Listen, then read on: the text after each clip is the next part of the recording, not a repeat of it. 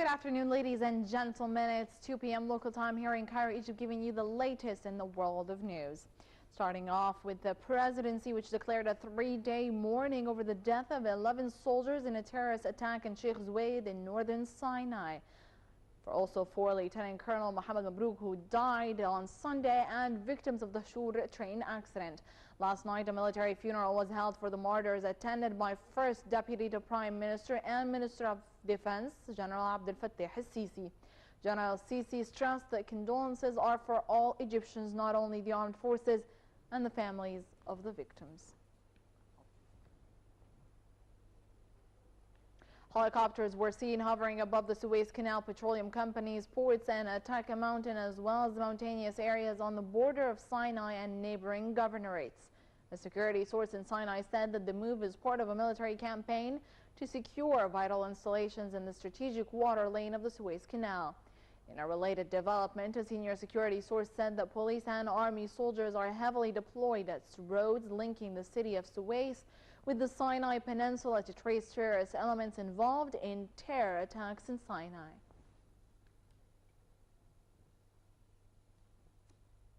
Interim President Adli Mansour said the situation in Egypt now is an exception. He said that all the country's bodies and institutions have to deal in a different way with the current situation. He noted that hard work is the only way out of the crisis to prove that we are able to make progress and to attract more investments. Mansour was speaking in an interview with Al Wafd newspaper. First Deputy to the Prime Minister and Minister of Defense, General Abdel Fattah al-Sisi, said that some countries which have previously supported the rule of the Brotherhood and their dictatorship practices are now aware that June 30th mass rallies were a popular revolution. In an interview with the Kuwaiti Daily, General al-Sisi said that the Brotherhood directed violent events in the country, threatening to use militias to confront the army and police and to hamper them. He went on to say that the Brotherhood were voicing clear threats and never took advice from the army or responded to the June 30th revolution. The defense chief described the violent incidents taking place in the country as minor ramifications that will never affect the country. American Secretary of State John Kerry accused the Brotherhood organization of having stolen the 25th of January uprising.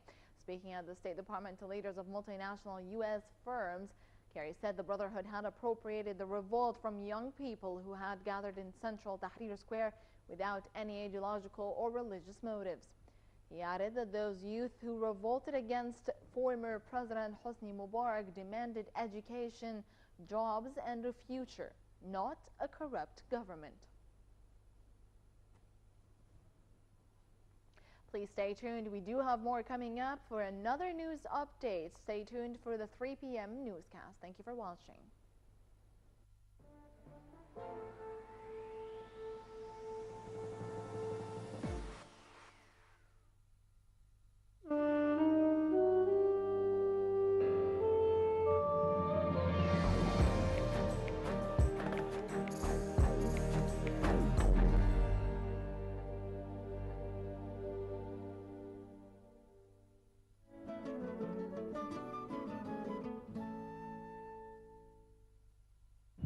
Welcome back, and still with Dr. Amr Saadawi, the political analyst. And Dr. Amr, as we were just saying now, I'm going to move you to another area completely. Yeah. Regarding, we have the interim President Adli Mansour talking about the constitutional referendum and urging people to go and vote. What are your thoughts? Do you think people are going to vote? And the level of participation of the population? Well, I hope. I hope from the deep of my heart, I hope. They have Just, to. Yeah, I hope. I mean, you know, the situation now in Egypt, there's nothing for sure. That They're you all cannot unpredictable. guarantee anything. No, you cannot guarantee even 60% or 50% of, we can say, oh, I expect that they will vote. A lot of people will say, oh, no, they won't. We don't know. And suddenly, three things, we have two choices, and we find another choice Third. is happening Something suddenly. else. The Egyptian people, they make miracles That's suddenly. true. Absolutely. Definitely. But definitely the turnout will be coming as an important aspect, because if there's no significant turnout within the constitution, this will also make it out of the firm representation of the society, especially that if we can consider the 2012 constitution referendum, which is also to be counted, and the majority of the people, or two-thirds, almost two-thirds, accepted this constitution, would come and think about the mechanism of establishing the sort of approval of constitution. This is the third constitution referendum to be happening in Egypt in 3 years. Well, Egypt is moving and changing.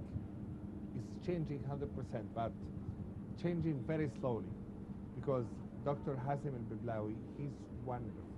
He's moving very slowly, everything. Everything he's moving it very slowly, and I don't know. There's a big revolutions happened, and he's still moving very, very slowly. The lectures will happen, and Egypt will win, believe me. Even if yes or no, they will fix it.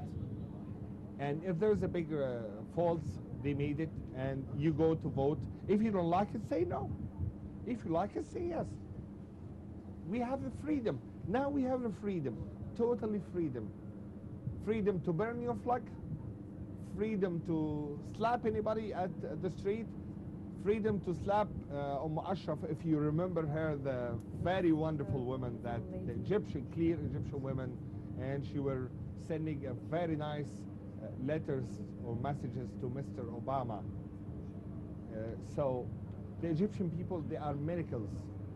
I would like that the American politics, the politics for United States or England or France, let them read the history.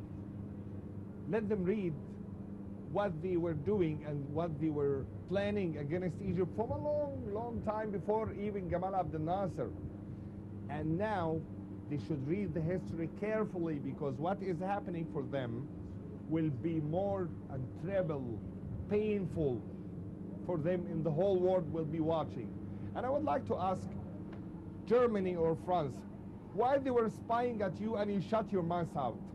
Why, Mrs. Merkel, you shut your mouth out, and they were spying on you for a long time? Do you think that Mr. Obama is very handsome that you shut your mouth down? This is a question for her. She had the answer. But Egypt will win, believe me.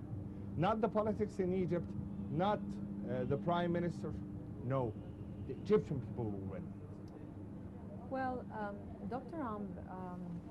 Since July, when President Morsi was ousted, and we started having an interim government, and there was a roadmap that started to be laid down. How far are we going on that roadmap right now? Are there obstacles, or is it being hindered, or are we still going on the right track? How far are we on that track? I'm sorry, I can't hear you. Could you repeat your question? Yeah, I'm it's sorry. just that since July, the ousting of President Mubarak. Yes. President Morsi. Okay, Mubarak, no Since problem. the ousting of President Morsi, and there's been the interim government, and there's been a roadmap that's been laid down and placed. How far are we going on that track towards the roadmap and completing it? Or have we been losing track, or are we on track, or how far have we gone on that roadmap track? We will go on. We will go on. Egypt will go on. Not by the Are leaders. we on the right track? Actually, 60% yes. 60% yes, we are on the right track. And if Dr. Hassim Biblawi is not going to work on it as fast as we want him to work on it, I think he should be resigned, and we should find out another or new prime minister. And I think the prime minister should be Dr. Ghazouri. He's wonderful. What are your concerns? You mentioned that you are convinced like 60%, so Yeah. with the on-track situation. What are your concerns today? Well, the actions it's happening in Egypt, and when you find out a lot of traps and a lot of problems is happening, you should know that we are going the right way. And if there's no problems, you should know that we are falling, because the states will never, the United States of America will never collapse for you except you are going the wrong way. Well, Dr. Amr, we'd like to thank you very much, Dr. Amr Saadawi, and thank you so much for joining us. Do you mind if I send a very short message to Please. Mr. Obama? Well, please. Please, Mr. Obama, don't cheat your society, the American society. And you should know that we respect the American army very much, and the American army respect our army very much. Don't interfere in something that you will regret for it in the next future. Thank you very much. Okay, well, thank you so much for joining us, Dr. Amr Saadawi, the political analyst. And now we are moving on to the very interesting report, which is the Cross Egypt Challenge, a unique cross-country series of car speed tests that was being held throughout Egypt. And now we are going to be seeing a report. We will just go on a break and then the report.